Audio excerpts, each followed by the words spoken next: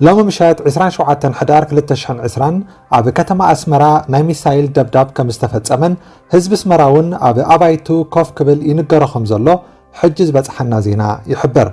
እቲ ዝተወንጨፈ ሚሳይል ኣበይ ዓሊቡ ብልክዕ ዝተፈልጠ ነገር እኳ እንተዘየለ መዕርፎ ነፈርቲ ኣስመራ ግን ካብቲ ልዑል ግምት ዝተዋህቦ ዒላማ ኮይኑሎ።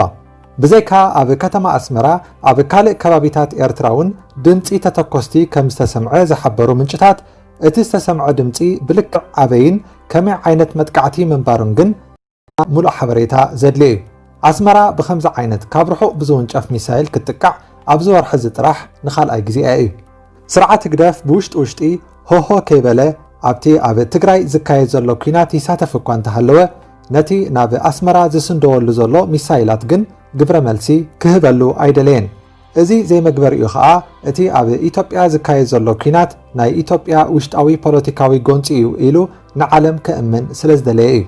ኣስመራ ኣብቲ ንፈለማ እዋን ብሚሳይል ዝተሃረመትሉ ስርዓት ግደፍ ናብ ወያነ ግብረ መልሲ ዘይምስዳዱ ከዓ መንግስቲ ኣሜሪካ ንስርዓት ግደፍ ትዕግስተኛን ለባምን ውሳነ ወሲኑ ክብል ሞጊስዎ ምንባሩ ዝዝከር እዩ።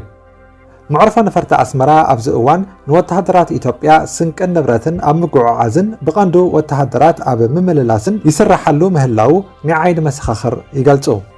ኣብይን ኢሳያስን ግን ንዓለም ኣብ ኢትዮጵያ ዝካየድ ዘሎ ኩናት ኣብ መንጎ ሰራዊት ፌደራልን ፍሉይ ሓይሊ ትግራይን ምልሻን ይካየዳሉ ኢሎም እዮም ክእምንዋ ዝፍትኑ ዘለዉ።